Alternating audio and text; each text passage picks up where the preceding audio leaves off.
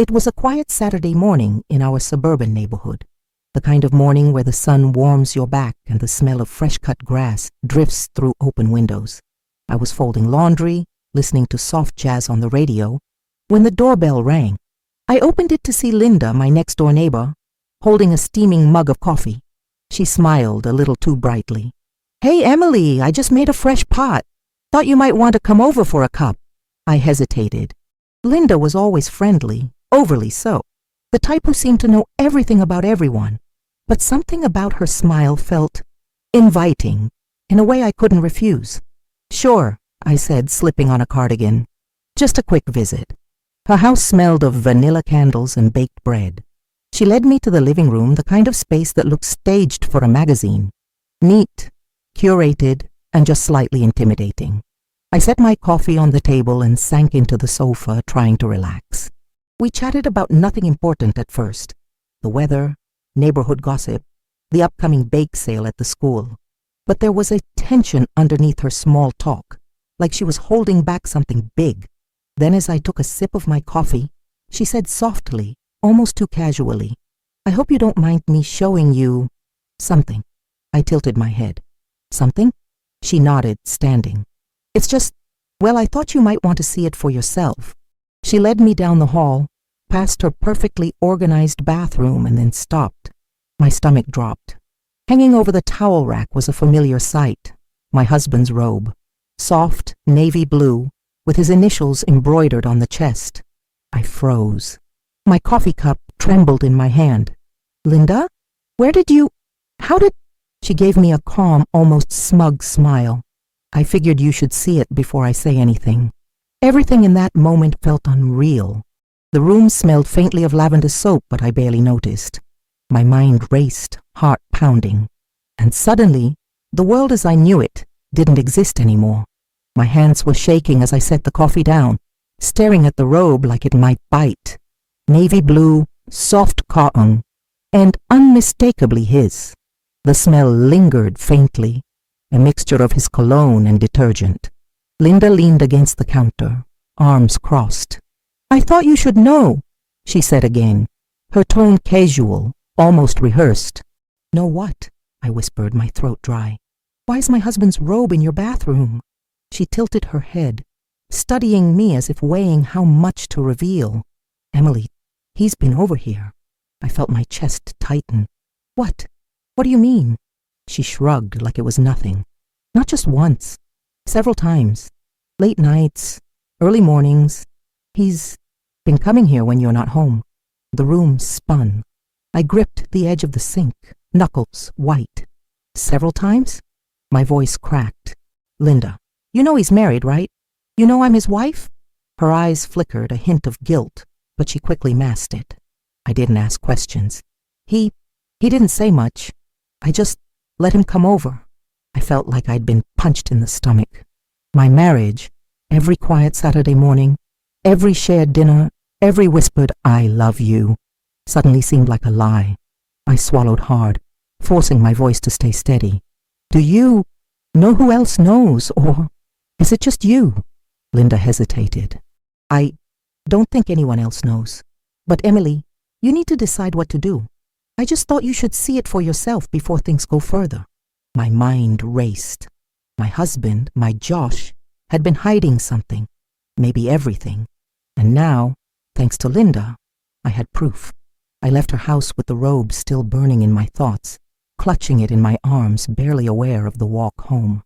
Each step was heavier than the last, every shadow of the neighborhood suddenly feeling like it was hiding secrets. By the time I got to my front door, I knew one thing. I couldn't confront him yet, not without knowing the full story. And somewhere deep inside, I realized I wasn't just angry anymore. I was planning. Back at home, I closed the door behind me and leaned against it, heart hammering. The robe felt heavier in my arms than it had in Linda's bathroom. Every fiber seemed to hum with betrayal. I didn't know whether to cry, scream, or throw it across the room. I placed it on the bed and began rifling through the laundry basket, the closet, anywhere I might find a clue. A stray receipt, a note, anything that would tell me how long this had been going on. Then I noticed it. a small folded envelope tucked between my husband's neatly pressed shirts. I hadn't seen it before. My hands trembled as I opened it. Inside was a hotel key card and a receipt from a boutique hotel downtown, dated just last week. My stomach sank. It wasn't just a visit to a neighbor. Josh had been hiding something, and it was recent. I sank onto the bed, robe in my lap, scanning the receipt over and over. Every detail confirmed what my gut already knew. The late nights, the unexplained work trips, the secret texts. And then I remembered Linda's words. I just thought you should see it for yourself before it goes further. I felt a wave of fury. She hadn't lied, but she hadn't told everything either. She'd known, and she'd let it happen. I pressed my face into the robe. It smelled like Josh, comforting, familiar, and revolting all at once. My mind raced with questions. How long? How often? And most importantly, who? I couldn't go to Linda again. She was part of this now. I needed answers from the source, Josh himself. But the thought of facing him, looking at him in our kitchen, pretending nothing was wrong, made my stomach twist. I needed a plan. And deep down, I knew one thing. This confrontation would change everything. That evening, I waited until Josh got home from work. The house smelled faintly of his cologne, a scent I'd once associated with comfort, now twisted into something bitter. He walked in, smiling, oblivious to the storm waiting for him. "Hey, Em, how was your day?" he asked, dropping his briefcase by the door. I stood in the hallway, holding the robe like a weapon. My voice was quieter than I expected, but it cut through the air like glass. "We need to talk." He froze, eyes flicking from me to the robe. "Emily, what's that?" I didn't answer. I held it up. "Linda showed me this morning." His face paled. I can explain." I laughed bitterly, a sound I didn't recognize. "Explain? You expect me to believe that you just borrowed a neighbor's coffee visit and left your robe behind? Josh, how long has this been going on?" He swallowed hard, running a hand through his hair. "It's not what it looks like. I didn't mean to." "Not what it looks like," I echoed, stepping closer. "You're having an affair with the woman next door, and you thought leaving your robe would never get noticed." His eyes flickered to the robe, then back to me. "Emily, it's complicated." It didn't mean anything. Didn't mean anything. I felt my chest tighten. "Josh, you've lied to me. Every time you said late at work, every time you canceled dinner." He opened his mouth, but no words came. I could see it. For once, he had nothing to say that could fix this. I set the robe down on the counter and turned away. "I don't even know who you are anymore," I said quietly, "and I'm done pretending." Josh's voice trembled as he followed me. "Emily, wait, please. We can fix this." I didn't look back. I grabbed my keys from the counter and walked out the door, my heart pounding, adrenaline surging. For the first time in months, I felt like I had control. I didn't know where I was going yet, but I knew one thing. I wasn't walking back into betrayal. I didn't drive home. Instead, I found myself at a small cafe down the street, the one I used to pass on my morning walks but never entered. The smell of fresh coffee and baked bread felt like a lifeline. I sank into a corner booth, clutching the robe like it was a shield. I needed a plan. Not revenge, not yet, but clarity. I had to figure out exactly what Josh had been hiding, how long, and if there was any part of my marriage left to salvage. I pulled out my phone and started scrolling through messages, emails, anything that might give me a pattern. His text history was selective, but the hotel receipt from earlier gave me a clue. I looked up the hotel's name and discovered there were multiple bookings, all around the same times he claimed to be working late. The realization hit like ice. This wasn't a one-time mistake. It had been ongoing. I leaned back, rubbing my temples. Anger was there, yes, but deeper than that was determination. I wasn't going to confront him blindly. I needed proof. First, I'd get more receipts, more evidence. Then, I'd decide what to do. Confrontation wasn't enough anymore. I needed answers. I took a sip of my coffee, feeling the warmth spread through my chest, grounding me. Somewhere between betrayal and heartbreak, I found a spark, clarity. I wasn't going to let Josh rewrite this story. I was going to reclaim it, every chapter, and that meant I needed to be smart, patient, and unyielding. I waited until the next evening. Josh had left for another business dinner, the kind he said were critical, but never mentioned any colleagues. I had the robe folded neatly on the passenger seat of my car. My hands were steady this time, not shaking with panic but with resolve. Tonight, I wasn't going to cry. Tonight, I was going to uncover everything. I parked across the street from Linda's house, the one place I now knew my husband felt comfortable hiding pieces of his life. The lights were on, warm and inviting. I took a deep breath, my pulse steady, and walked up to the door. My heart wasn't racing. My mind was. Every step, every second, I replayed conversations, remembered little signs I had ignored, pieces of his routine that no longer seemed innocent. Linda opened the door before I could knock. Her smile was the same, cheerful, but there was tension under her eyes. The kind of tension only comes when someone knows they're caught. "Emily, what a surprise," she said, her voice tight. I stepped inside anyway. "Linda, I need to know everything." Her smile faltered. "Everything?" "Yes," I said firmly, placing the robe on the kitchen counter between us. "Start with him. I want names, dates, how long. I need to know what you've been hiding." She swallowed hard, wringing her hands.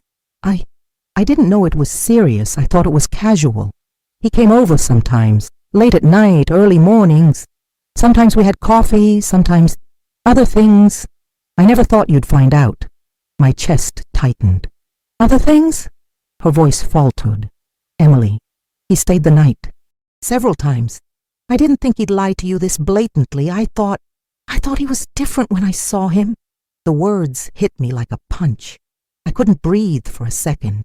The room spinning around the smell of vanilla candles and the faint scent of Josh still lingering in the robe. The betrayal wasn't just physical. It was orchestrated, carefully, methodically, hidden in plain sight. I stepped back, letting the robe slide off the counter. "And you never thought to tell me?" She shook her head, tears brimming. "I wanted to, but I was scared. Of him, of what would happen if you found out." I laughed softly, humorless, shaking my head. "Scared of him? Linda, he's scared of no one. That's why he's been lying to both of us. That's why I had to find this." I picked up the robe again, pressing it against my chest. Its softness was a cruel reminder of the comfort I thought I had, now revealed as nothing but a lie. Then I heard the front door open behind me. Josh. His eyes widened when he saw me standing there, the robe in my hands, and Linda frozen with fear. "Emily, what are you doing here?" His voice was calm, practiced, but I could hear the edge beneath it. I didn't answer immediately. Instead, I let my gaze sweep over him, cataloging every detail, the smug tilt of his smile, the way he tried to stand taller, the faint scent of cologne that had once made my heart flutter. "This ends tonight, Josh," I said finally, voice steady and cold. "No lies, no excuses. Tell me everything." He opened his mouth, stammered, tried to reach out to me, but I stepped back. "Don't touch me. Not until the truth comes out." Linda's voice trembled. "Emily, maybe we should—" "No," I interrupted sharply. "This is between him and me. You stay out of it." For the next hour, I forced him to confront every lie, every meeting, every hidden hotel stay. I demanded dates, locations, names, and details. He tried to deflect, tried to manipulate, tried to make me feel guilty, but nothing worked. Not anymore. By the end, he was pale, defeated, sweating. I was exhausted, drained, but I felt free. Finally, I understood the full scope of the betrayal. When it was over, I turned to Linda. "I hope you understand now what this feels like." She nodded, her eyes wet. "I do. I really do." I walked out the door with the robe still in my hands, into the crisp night air. I didn't feel angry anymore. I felt alive, strong, in control. For the first time, I realized that discovering the truth wasn't about vengeance. It was about reclaiming my life. Josh was left behind in the house of lies he had built. I was stepping into the night, carrying nothing but clarity and the first breath of freedom I'd taken in years. The next morning I woke up in my own bed, the sunlight spilling through the curtains, warm and forgiving. For the first time in weeks, I felt like I could breathe without a knot of tension gripping my chest. The robe was folded neatly in the corner, not because I forgave it, not because I forgave him, but because it was a symbol, a reminder of the betrayal I had survived and the life I refused to let him steal. I didn't go back home, not yet. Instead, I spent the day walking through our neighborhood, feeling the cool breeze on my face, listening to the ordinary sounds of life. Birds chirping, a dog barking, a lawnmower in the distance. Every sound reminded me that the world still existed beyond lies and betrayal. Linda didn't call. Josh didn't call. And for the first time, I didn't care. I didn't need them to explain, apologize, or justify. The truth had been mine all along, and I had faced it. That evening, I met my best friend, Claire, at a small cafe downtown. She wrapped me in a hug before I could even say a word. "You look different," she said softly. "Stronger." I smiled, a real smile without the edge of fear or uncertainty. "I feel different," I admitted. "I've spent so long questioning myself, wondering if I was imagining things, doubting my instincts. But now, I know I wasn't. I trusted my gut. I trusted myself, and I finally acted." Claire reached across the table and squeezed my hand. "You're incredible, Emily. You handled this with courage." I laughed lightly, though it was tinged with relief. Courage, or maybe just stubbornness. Either way, it worked. That night I returned to the little apartment I had rented while sorting things out. I opened the robe one last time, inhaling its familiar scent one more time, not with longing, but with acknowledgement. I folded it carefully and placed it in a drawer, sealed away. A chapter closed. I sat by the window, sipping tea, watching the city lights flicker on. I didn't feel the need to rush into the future or punish the past. I simply felt free. Free from lies, free from betrayal, free from the weight of pretending. Some stories end with heartbreak. Some end with vengeance. Mine ended with clarity. And as I finally allowed myself to sleep that night, I knew one thing with absolute certainty. I would never let anyone, not my husband, not my neighbor, not even my own doubts, dictate the truth of my life again. I was whole. I was free. And for the first time in a long time, I was ready to truly live. The end.